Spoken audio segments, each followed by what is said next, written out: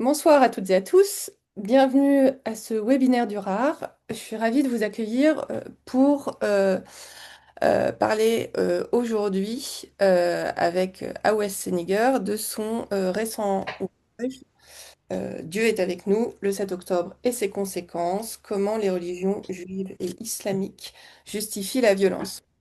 Donc c'est un grand honneur pour nous d'avoir comme intervenant Awes Seniger, professeur des universités en histoire contemporaine des relations internationales à l'université Paul-Valéry Montpellier 3.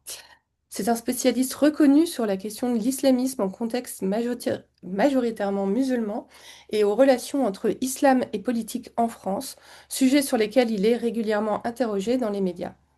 Nous le remercions chaleureusement d'avoir accepté d'intervenir dans ce webinaire pour nous parler donc de son dernier livre dans lequel il explore la façon dont certains courants du judaïsme et de l'islam politisé instrumentalisent la religion pour justifier la violence. Il analyse les discours tant du côté palestinien qu'israélien, tant du côté du Hamas que du gouvernement Netanyahou et ses soutiens. Discours qui sacralisent la violence au nom de Dieu, transformant des actes de violence extrême en soit droit à résister ou droit à se défendre. Il replace ces dynamiques et ces discours dans une perspective historique plus large et il se penche également dans son ouvrage sur les prises de position des organisations ou représentants musulmans ou juifs en France à propos du 7 octobre et de ses conséquences. Dans un contexte marqué par l'horreur du 7 octobre et de la guerre à Gaza, en Israël et en Palestine, à Gaza mais aussi en Cisjordanie, où on a vu se succéder un nombre effrayant de crimes de guerre et de crimes contre l'humanité. Ce livre nous offre un éclairage crucial sur cet aspect particulier du rôle du religieux dans la violence politique. C'est un outil précieux pour quiconque souhaite comprendre les mécanismes complexes qui sous-tendent les discours de haine et les violences au nom de la religion. Awes Seniger nous y invite à une réflexion critique sur les instrumentalisations politiques du religieux et il permet, grâce aux outils d'analyse des sciences humaines, de sortir des débats passionnels et de faire entendre une voix nuancée et rationnelle. Donc, je vais donc lui laisser la parole pour faire son exposé. Et puis ensuite, nous procéderons à un débat avec des questions. Merci beaucoup, Frédéric. Merci au RAR de cette invitation. Et il ne s'agit pas simplement que d'un échange de bons procédés et de politesse. Je suis très honoré à mon tour d'être reçu par le RAR, que je tiens expressément à remercier pour son soutien d'il y a quelques mois, suite aux attaques dont j'ai fait l'objet et qui m'ont causé quelques tourmentes, mais sans trop d'impact sur mon enthousiasme qui reste celui, tel que je l'investis, c'est-à-dire le débat, rien que le débat et la discussion civique et intelligente. En tout cas, j'espère avoir répondu à cet objectif dans cet ouvrage. Pour commencer, je dirais que l'attitude qui a été la mienne au moment de rédiger ce livre, et j'expliquerai en détail ce qui m'a conduit à l'écrire, l'une des préoccupations de tout chercheur, n'importe quel chercheur, c'est de chercher la vérité. On tend vers cette vérité, mais il faut être conscient que cette vérité peut nous échapper et que nous sommes nous-mêmes la proie de fragilités. Donc j'assume des fragilités, j'assume aussi des aspects discutables de l'ouvrage ou des propositions d'analyse et d'explication. Ayant été formé à la philosophie, puisque c'est une formation à laquelle je tiens beaucoup, post-bac. Pendant plusieurs années, c'est la philosophie qui m'a occupé. J'ai un certain goût pour le paradoxe, hein, le goût du paradoxe. Et je commencerai, si vous le voulez bien, par ce paradoxe. Et je suis convaincu que par le paradoxe, nous pouvons penser. Hein. Il est possible de penser avant tout par le paradoxe. Euh, le mot d'ordre qui est le mien aussi souvent que possible, c'est de penser par moi-même, ou par soi-même, contre moi-même ou contre soi-même, et par-delà soi-même. C'est vraiment ce qui a irrigué mon attitude dans la rédaction de cet ouvrage. Quel est l'autre paradoxe, ou plutôt le paradoxe principal par lequel je souhaiterais commencer? C'est que, d'une certaine manière, je m'estime le moins qualifié pour parler avec adresse de mon ouvrage. Mais ce n'est pas parce que j'en suis le moins qualifié qu'il m'est impossible d'en dire quoi que ce soit. La difficulté vient de deux choses, et c'est en ce sens que j'ai voulu commencer par ce paradoxe. D'une part, il faut toujours un certain temps pour revenir à un texte avec plus de lucidité, grâce à une lente décantation en fonction de ses propres relectures, du regard des autres ou des silences. C'est la première chose que je tiens à dire. Et d'autre part, pour ce qui est de ma propre situation, il y a un fil conducteur dans mon ouvrage, ce à quoi je vais venir dans quelques instants, qui s'accompagne de plusieurs hypothèses ou thèses internes qu'il n'est pas aisé de démêler et de rendre compte dans une intervention. C'est difficile de rendre compte de toutes les hypothèses que j'essaie de caresser dans cet ouvrage. Il n'est pas possible d'en faire état exhaustivement dans une intervention, dans une interview une, euh, ou même une interview écrite ou orale.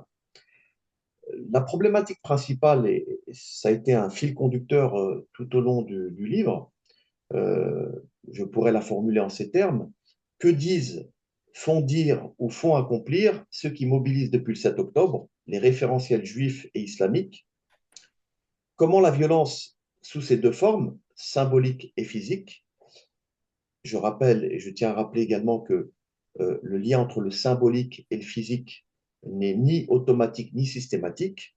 Donc, la question que je pose, c'est de savoir comment la violence sous ces deux formes, symbolique et physique, se manifeste et surtout comment est-ce qu'elle est rendue possible. Cette distinction symbolique versus physique, elle n'est pas que rhétorique, elle n'est pas que formelle. Je vais en donner une illustration précise, plus précise, beaucoup moins abstraite. Un énoncé restera à l'état déclaratif et ne trouvera de débouché pratique que si et seulement si les conditions sociales et politiques s'y prêtent. Il faut être attentif au statut du discours. Autrement dit, tous les acteurs n'ont pas de chance égale d'accomplir ce qu'ils énoncent en le disant. Et toutes les figures religieuses et politiques qui s'expriment au nom de la religion ne disposent pas des mêmes atouts, euh, qu'ils soient symboliques ou matériels. Mais ça ne veut pas dire pour autant qu'un discours, qu'une annonce, une intention ne valent rien sur les plans épistémologiques et politiques. Un discours, même s'il n'est qu'un discours, qu'il n'est pas suivi forcément d'actes concrets, mérite qu'on s'y intéresse, surtout s'il cautionne ou provoque à la violence. Et ça, c'est très important. Écrivant et réfléchissant depuis la France, naturellement, la sensibilité personnelle, subjective pour le 7 octobre et ses conséquences n'en a été que plus vive, d'où la présence d'une troisième partie sur le cas spécifiquement français, sur ce qu'il nous apprend du conflit et sur ce que le conflit dit collectivement de notre situation franco-française. Donc, il y a trois parties dans l'ouvrage. Et la dernière partie, je dois le concéder, m'a permis de faire un lien assez spontané avec mes travaux sur ce que je qualifie de politique du soupçon et l'islamisme aussi, bien sûr. J'assume par ailleurs une composante normative. Je sais que les chercheurs ont parfois du mal à assumer une position normative, ce qu'on appellerait communément un jugement de valeur. Euh, je dirais sans détour que le 7 octobre ne correspond ni au droit de résistance, en son sens philosophique historique. Je cite à l'appui de cet énoncé Hobbes ou John Locke, ni à une certaine éthique ou morale islamique objective. Euh, je tiens également à le rappeler.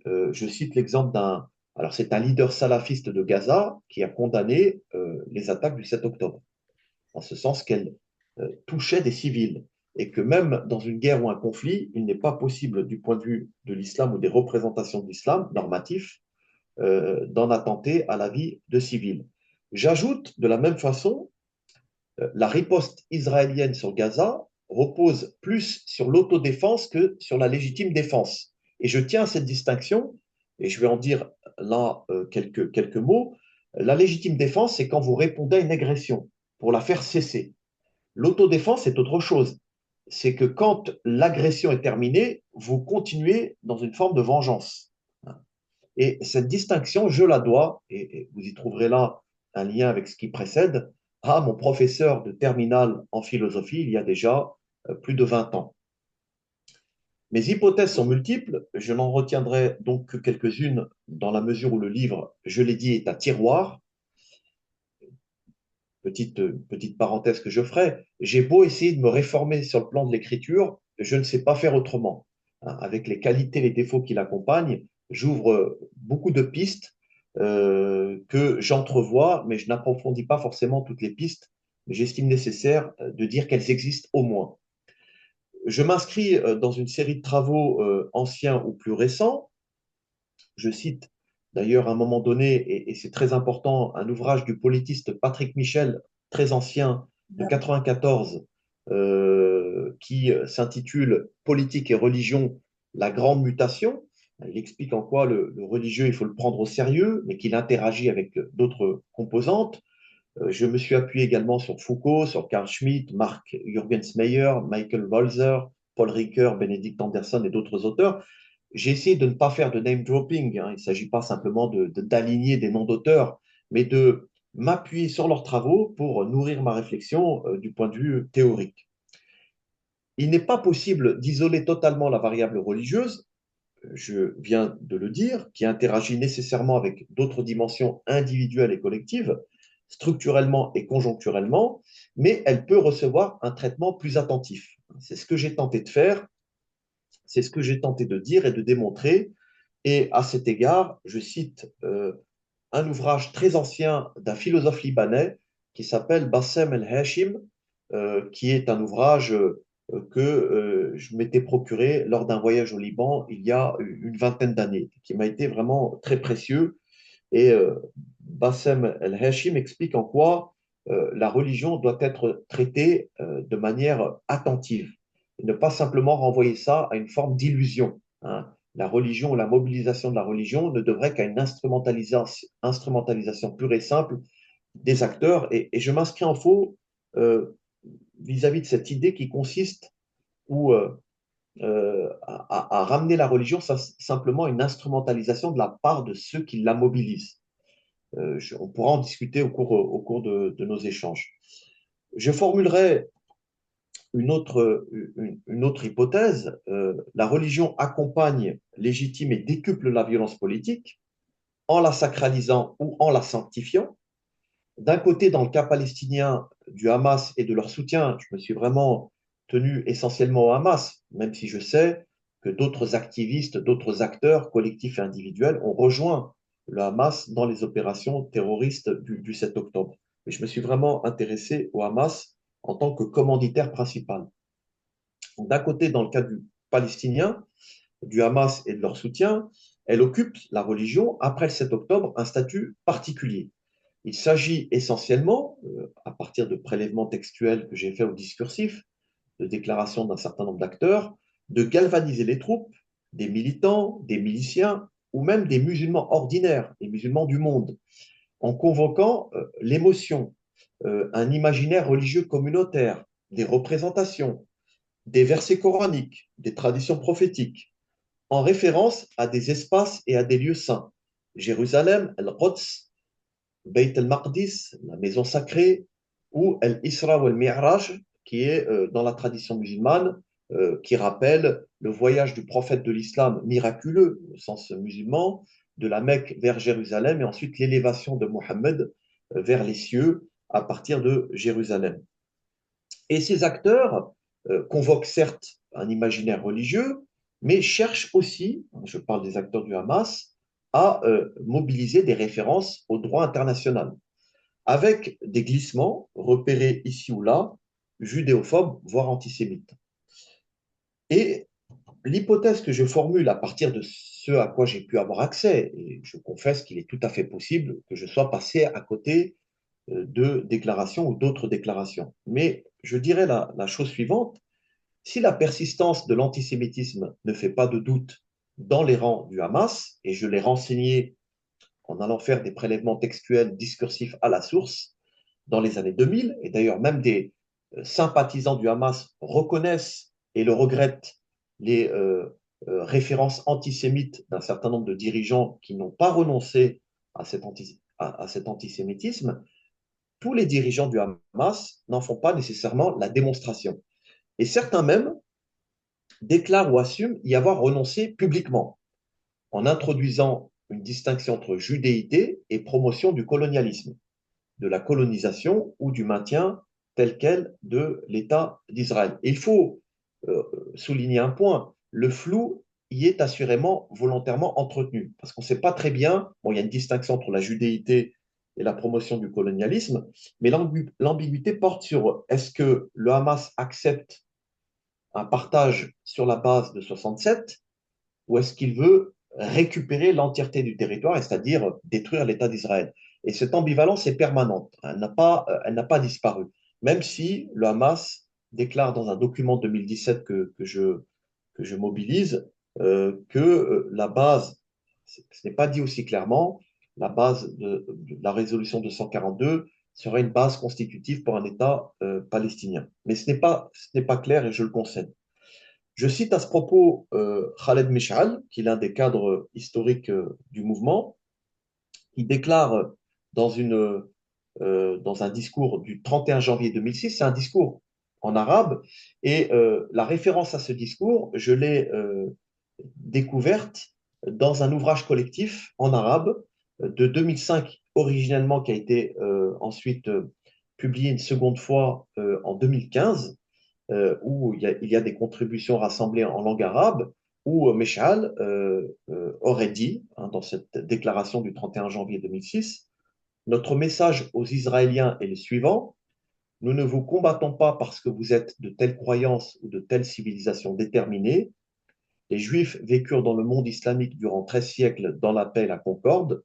Dans notre religion, ils appartiennent aux gens du livre qui jouissent d'une promesse de la part de Dieu et de l'envoyé de Dieu, à l'aune de laquelle ils sont respectés et protégés. Notre combat contre vous n'est pas religieux mais politique. Nous n'avons pas de problème avec les Juifs qui ne nous combattent pas. Notre problème est avec ceux qui sont venus sur notre terre et qui se sont imposés à nous par la force, qui détruisirent notre société et dispersèrent notre peuple. Je le dis et je le répète, on n'est pas obligé de croire sur parole les acteurs, mais en tant que sociologue du politique, je dois reconstituer les discours tels qu'ils existent et qui cohabitent, et je le répète encore une fois, avec d'autres discours qui assument ouvertement un antisémitisme sans aucune gêne. Cela me permet d'indiquer que, à ce stade que les causes ou motivations des attaques du 7 octobre, que je qualifie sans difficulté de terroristes, comme je l'ai fait il y a quelques instants, que les dirigeants du Hamas et leurs soutiens, que ce soit des oulémas palestiniens ou des oulémas de l'Union internationale des savants musulmans basés à Doha au Qatar, requalifient en djihad défensif. Et c'est d'ailleurs l'un des... ce discours, on le trouve chez Salah al-Harouri, qui a été tué d'ailleurs par Israël après le 7 octobre, qui se trouvait au Liban, qui explique que les attaques du 7 octobre étaient un djihad défensif, en fait, contre une attaque supposée imminente de la part d'Israël contre la bande de Gaza. Je m'en tiens donc aux déclarations auxquelles j'ai eu accès. Le mobile antisémite n'apparaît pas hein, dans toutes les déclarations, celle de Ismaël Haniyeh, que je cite dans l'ouvrage, dans une conférence qu'il a tenue en janvier 2024 à Doha, avant d'être lui-même éliminé par Israël en Iran. Il n'y a pas de mobile antisémite qui apparaît hein, dans les déclarations publiques. C'est la raison pour laquelle je n'ai pas parlé de pogrom. Hein. Dans l'introduction, je reviens sur un certain nombre de termes et je vais compléter ensuite mon explication. Je ne parle pas de pogrom parce qu'il y a eu sans doute, assurément, des assaillants qui ont agi par détestation des Juifs, par antisémitisme. Mais dans les déclarations publiques, il n'y a pas de mobile antisémite assumé. Je parlais au moment de la restitution de cet ouvrage, donc du manuscrit au printemps dernier, de risque de génocide ou de discours aux tonalités génocidaires chez certains leaders israéliens juifs confessionnellement ou culturellement. Donc je parlais plutôt de risque ou de tonalité génocidaire, mais je n'ai pas voulu parler de génocide parce qu'à ce moment-là, il y avait encore tout un débat, et d'ailleurs un débat qui se poursuit, mais c'était beaucoup plus, il fallait être beaucoup plus prudent encore à cette époque, au printemps 2025. Avant toute autre chose, j'ai voulu commencer par le début, par un commencement, un événement, au sens où l'entend l'historienne Arlette Farge, non pour nier ce qui l'a précédé, j'y reviendrai et j'y suis revenu dans l'ouvrage, et qui peut l'expliquer, à défaut de le justifier évidemment, qui va produire le reste, cet événement qui va produire le reste. On peut parler de fracture retentissante qui s'est produite. Ce que je n'ai pas fait, faute de temps, par le non-accès au terrain, donc il n'y a pas d'entretien. L'idéal, ça aurait été de mener des entretiens avec des acteurs. Ça me paraît compliqué aujourd'hui encore d'avoir des entretiens avec des acteurs du Hamas, peut-être plus facilement avec des acteurs israéliens, mais il était difficile de réaliser des entretiens. Et pour tenter de contourner ou de dépasser cette difficulté, pour essayer de dire des choses intelligentes ou qui se veulent telles, dans un souci d'augmentation de nos connaissances mutuelles, ce qui m'a, quand je me suis intéressé au 7 octobre, j'ai été contraint et forcé à regarder du côté de ce qui s'est passé avant. Alors, comment est-ce que j'ai procédé sur le plan de la méthode? Il a fallu un cadre méthodologique minimal. Il y a une proposition qui a servi de fil rouge, et je vous la livre. Ce n'est pas parce que les acteurs ont des raisons qu'ils ont raison. Je tiens beaucoup à cette expression. Je me suis dit qu'elle était assez originale. Alors, dans le milieu de la recherche, il faut toujours tenter de se distinguer. Ce n'est pas ce que je recherche en premier lieu. Mais j'ai trouvé cette formule comme une formule qui résumait assez bien la démarche qui a été la mienne. Les acteurs ont des raisons, mais ils n'ont pas forcément raison. Je distingue bien, comme dans toute bonne sociologie, les raisons qui meuvent ou que se donnent les acteurs pour agir, avec une infraconscience qu'il ne faut pas gommer ou négliger, qui ressortissent à ce qu'on pourrait appeler la rationalité, avec la raison raisonnable. Donc il faut distinguer la rationalité de la raison raisonnable, si je puis dire, et qui ressortit davantage d'un rapport ou d'une relation non entravée à la vérité, au bien fondé, à la justice, etc., étant admis que cette dichotomie ou cette répartition peut être elle-même discutable. Donc je distingue raison et rationalité. Alors une première question en guise de fil rouge, comment est-ce qu'on peut traiter les revendications, les justifications d'un criminel de guerre ou d'un terroriste? Le citoyen répondra par le scandale et la dénonciation, et ça, je veux dire, ça a sa raison d'être. Comment être insensible au terrorisme et à ses effets? Le chercheur, lui, par l'explication et la délicate reconstitution des motivations. Réfléchir ou traiter des questions contemporaines conflictuelles, comme j'ai essayé de le faire modestement dans cet ouvrage, n'est pas chose aisée. Et en exposant, vous vous exposez davantage. J'en ai personnellement fait l'expérience et j'en ai dit quelques mots avant de prendre la parole. Alors, d'autres points me paraissent mériter examen et un examen collectif que j'ai essayé de faire après la parution de l'ouvrage, parce que le livre, en fait, vous enferme d'une certaine manière. Le livre ne vous appartient plus. Puis les hypothèses que vous discutez dans l'ouvrage vous échappent. Et comme je suis un esprit qui, en permanence, remet l'ouvrage sur le métier, je me suis penché sur la question du lien entre religion et violence. Parce que certains pourraient m'objecter le lien que je fais, que j'établis entre religion, même si je situe mon propos, et violence. Et ce lien entre religion et violence doit être appréhendé à la fois de façon dialectique. Qu'est-ce que j'entends par dialectique?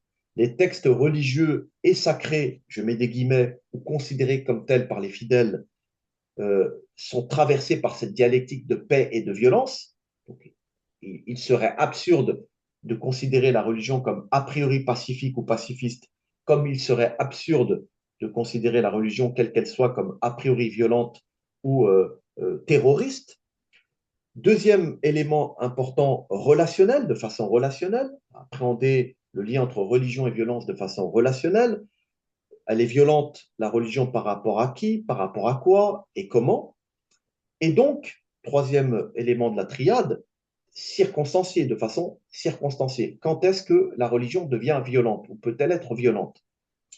Selon moi, il s'agit d'un lien contingent ou de contingence, mais non nécessaire, non ontologique. Je m'inscris en faux contre les thèses qui consistera à dire que finalement la religion est nécessairement violente. Mais je comprendrais tout à fait qu'on ne soit pas de cet avis.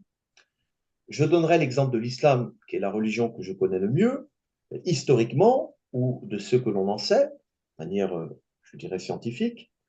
La religion musulmane, ou ce qui va devenir la religion musulmane, puisqu'au départ, ce n'est pas une religion, cette religion naît dans un contexte conflictuel, de tension à la Mecque, mais pas par un acte originel de guerre ou de massacre, de petite ou de grande échelle. C'est pourquoi, au milieu de l'ouvrage ou vers la fin de l'ouvrage, je conteste les propos ou les analyses, faut-il les appeler ainsi, de Gilles Kepel, qui explique dans son ouvrage Holocauste qu'au fond, il y aurait presque une consubstantialité de l'islam avec l'antisémitisme, ce qui est une lecture totalement erronée, totalement décontextualisée, pour deux raisons. Je le dis comme ça, je n'aurais pas à y revenir une seconde fois, ou peut-être dans le débat. Il y a un double problème dans cette hypothèse de Keppel. Le premier problème, c'est que quand on revient aux sources de l'islam, en réalité, l'hostilité de Mohammed et de ses partisans vis-à-vis des juifs, de juifs, pas des juifs, mais de juifs, est contextuelle, conjoncturelle, et il n'est pas lié à une détestation, je dirais, génétique ou pour la judéité en tant que telle. Ça, c'est la première limite à ce que dit Keppel. Deuxième limite, aucun des acteurs qui ont tenu un discours public sur le 7 octobre, et notamment les responsables du Hamas, n'ont lié les assauts du 7 octobre ou les opérations terroristes du 7 octobre à une lecture de hadiths ou de paroles attribuées au prophète de l'islam consistant à nourrir une hostilité vis-à-vis des juifs. D'où la critique assez ferme que je fais de Keppel à la fin de l'ouvrage.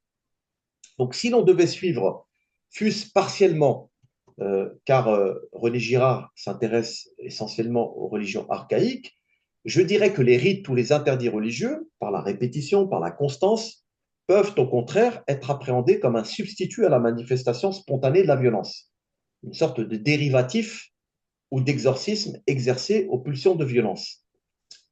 Mais là encore, en sciences sociales et historiques, et je pense que tout le monde sera d'accord, il serait absurde d'en faire une généralité. Bien que sur le plan anthropologique, les sociétés humaines cherchent en communauté à réguler et à s'extirper de la violence en la portant vers l'extérieur ou à l'extérieur de sa propre communauté. René Girard, dans cet ouvrage La violence et le sacré, qui est un remarquable ouvrage que j'ai relu pour les besoins de cette intervention, mais que je ne cite pas dans mon livre, édition de 2016, Girard dit, je cite, le religieux vise toujours à apaiser la violence, à l'empêcher de se déchaîner. Les conduites religieuses et morales visent la non-violence de façon immédiate dans la vie quotidienne et de façon médiate fréquemment dans la vie rituelle par l'intermédiaire paradoxal de la violence. Je prends grand soin à énoncer ces préalables pour dissiper tout malentendu et contresens quant à ma démarche. En revanche, il est vrai que j'ai pris le parti de ne m'intéresser, pour l'essentiel mais pas exclusivement, et ceux qui ont lu le livre le savent, à la religion juive et islamique en temps de conflit. Et plus encore, à interroger comment cette dernière, la religion, justifie la violence, qui est baptisée ou rebaptisée, et Frédéric l'a dit dans son propos liminaire, par ses doctrinaires ou zélateurs en droit à résister ou à se défendre, à conquérir ou à reconquérir des territoires, voire à les récupérer.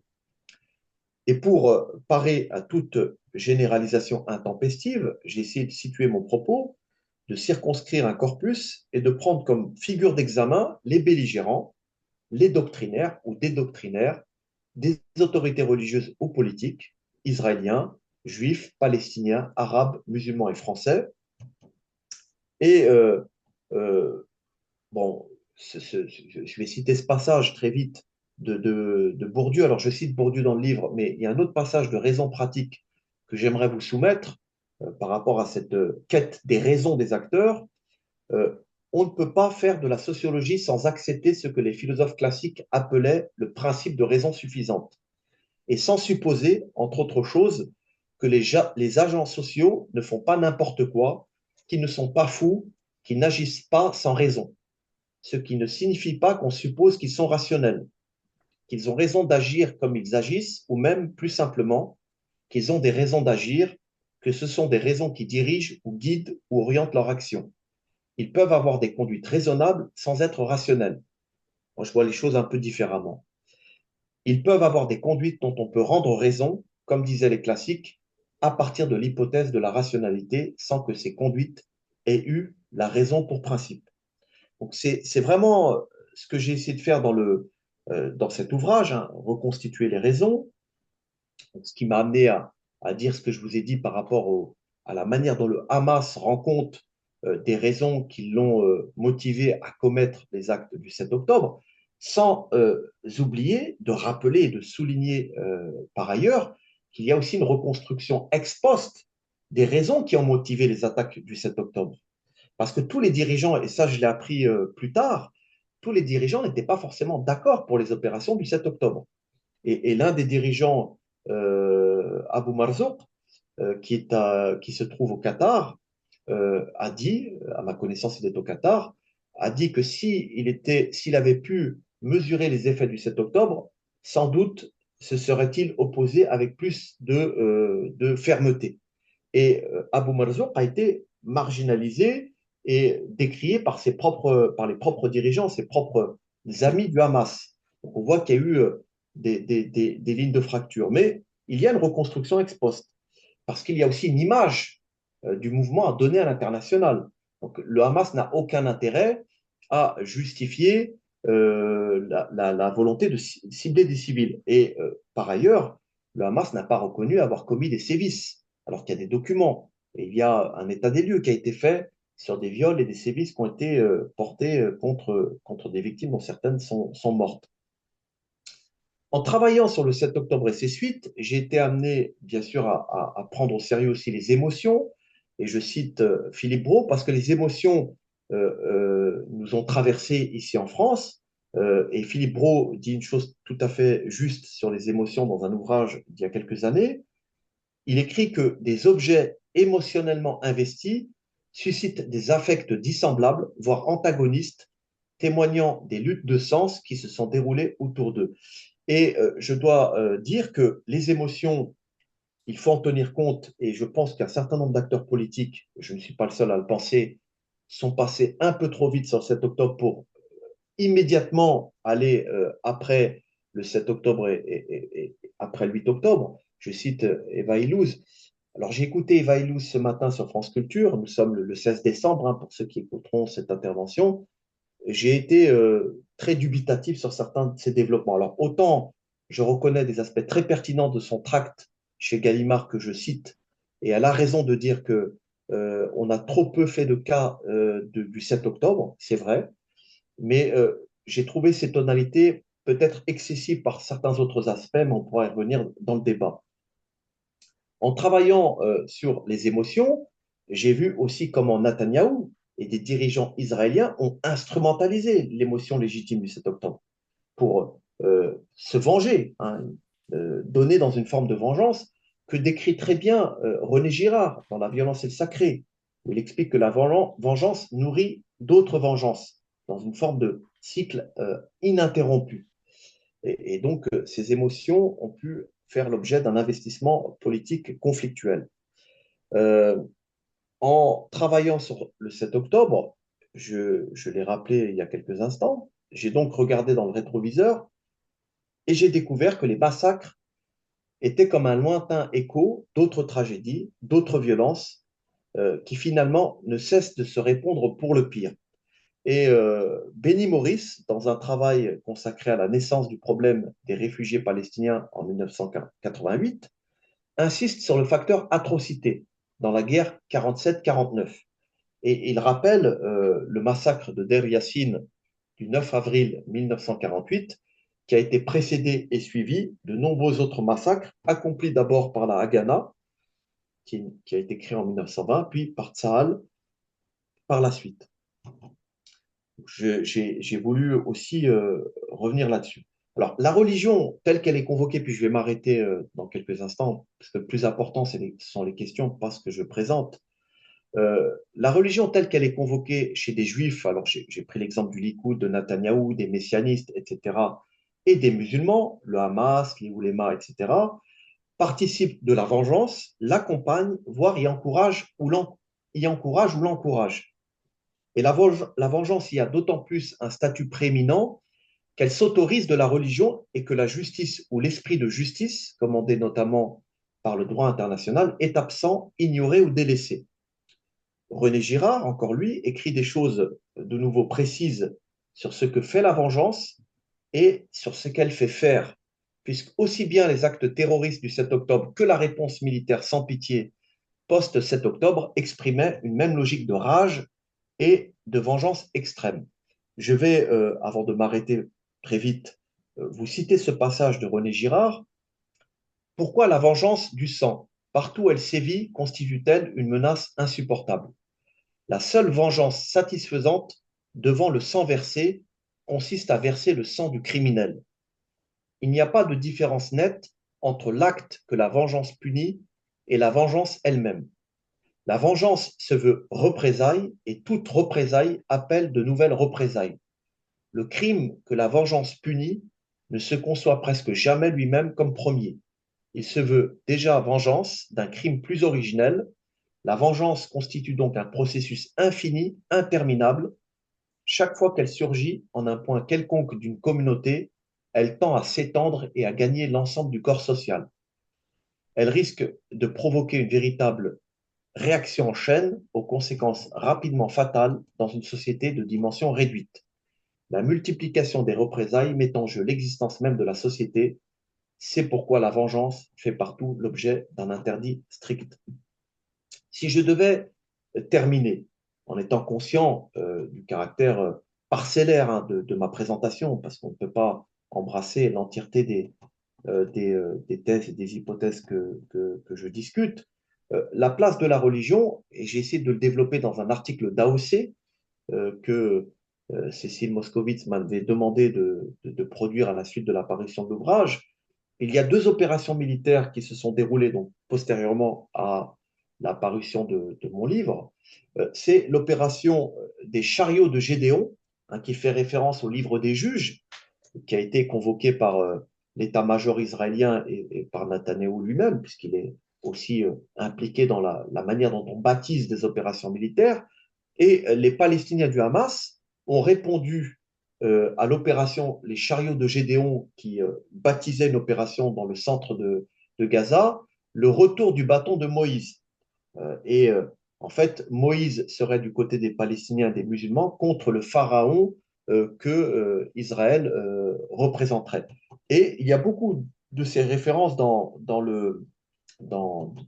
un certain nombre de discours que j'ai étudiés.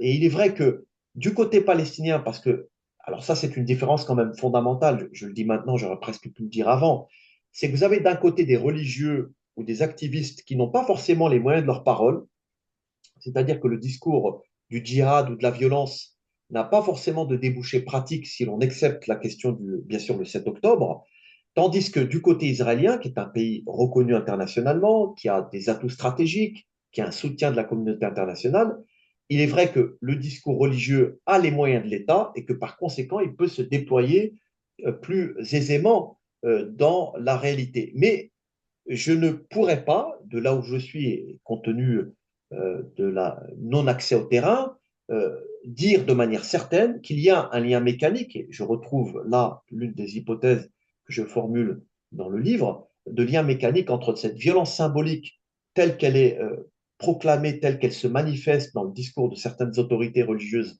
juives, et la mise en pratique de cette vengeance. Mais on peut quand même considérer, à la lumière des discours de Netanyahou, qu'il y a une volonté d'exciper d'une autorité religieuse pour légitimer l'écrasement de Gaza, assimilant ou feignant de ne pas assimiler, mais assimilant quand même les activistes du Hamas à la population palestinienne qui constituerait un bloc monolithique que serait Amalek. Alors peut-être un dernier mot sur la troisième partie, sur le cas français. J'ai été très étonné, très surpris. Alors, ce sont des vidéos confidentielles hein, du consistoire sur YouTube d'un certain nombre de rabbins. Alors, ces rabbins, certains sont connus hein, sur la place de Paris, qui accompagnent en quelque sorte la campagne militaire, qui n'ont pas de mots de compassion vis-à-vis des Palestiniens et qui semblent même justifier à partir de leur propre lecture de la Bible hébraïque une action militaire qui peut être extrêmement violente. Et j'ai été saisi quand j'ai fait quelques prélèvements de ces interventions de rabbins qui considèrent par exemple que les manifestations en soutien à la Palestine sont forcément animées d'un désir d'en découdre avec les juifs ou d'exterminer les juifs. Du côté musulman, il y a une variable dont il faut tenir compte, ce qui explique aussi des silences. Alors, la plupart des organisations musulmanes ont condamné les attaques du 7 octobre, incontestablement. Il n'y a pas eu forcément de condamnation du Hamas en tant que tel, pour des raisons que je pourrais expliquer dans les échanges. Mais il y a une condamnation très claire des attaques terroristes du 7 octobre. Donc, il y a eu aussi cette chape de plomb qui rejoint mon hypothèse de la politique du soupçon. Beaucoup de musulmans, notamment des imams, refusent de s'exprimer au sujet du conflit, ou ont refusé de s'exprimer au sujet du conflit dans les semaines qui ont suivi le 7 octobre et même dans les mois, de peur d'être accusés de faire l'apologie du terrorisme. Donc il y a une forme de silence. Alors, le sujet était abordé de manière elliptique, mais pas véritablement abordé de face en raison de ce poids de la suspicion généralisée. Je termine avec ces mots forcément insatisfaisants, mais je me tiens à votre disposition pour aller là où je ne suis peut-être pas allé pendant la présentation. Merci de votre attention.